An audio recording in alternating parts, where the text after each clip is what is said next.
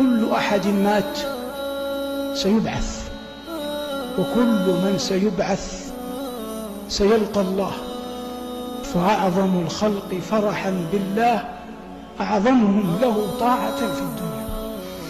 وكلما كان للإنسان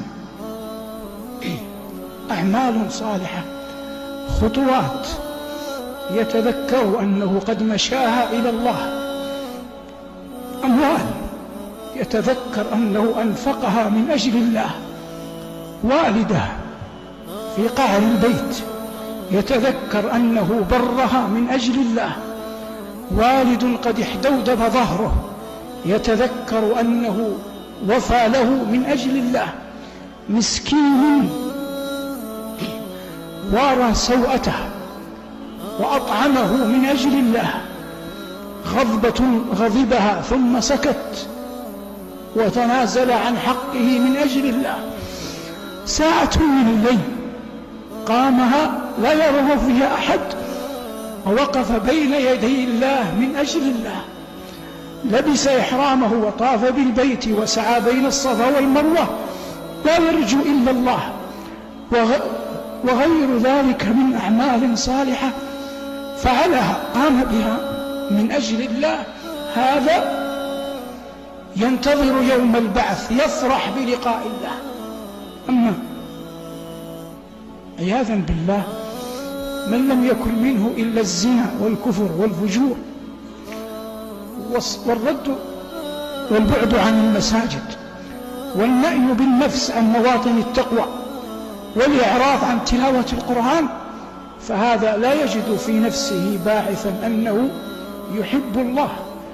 والنبي صلى الله عليه وسلم يقول: من أحب لقاء الله أحب الله لقاءه. اللهم ارزقنا أعمالا تعين على أن نحب لقاءك. وإن من أعظم العباد حرمانا من لم يفرح يوم يلقى الله. وقد جاء في الأحاديث الصحيحة أن النبي صلى الله عليه وسلم قال: للصائم فرحتان، فرحة عند فطره وفرحة حين يلقى ربه. فإذا قدر لك أن تصوم فرضا أو نفلا أو قضاء أو نذرا وهممت بأن تناول إفطارك فتذكر يوم تلقى الله وقل في دعائك: اللهم كما أفرحتني في الدنيا بأن أتممت صيامي فارزقني الفرح يوم لقائك. ومحبة الله إذا عظمت في القلب وتبوأت منه مكانة عظيمة يجد الإنسان في نفسه حبا للقاء الله. وأمثال هؤلاء جعلنا الله وإياكم منهم مهما أعطوا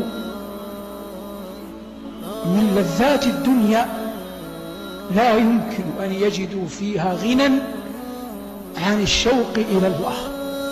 مهما أعطوا من لذات الدنيا لا يمكن أن يجدوا فيها غنى عن الشوق إلى الله. وتعرف عظيم محبتك لربك إذا أعطيت شيئا من ملذات الدنيا، فإن شعرت بها غنى عن كل شيء فلم ترسخ بعد محبة الله عز وجل في قلبك.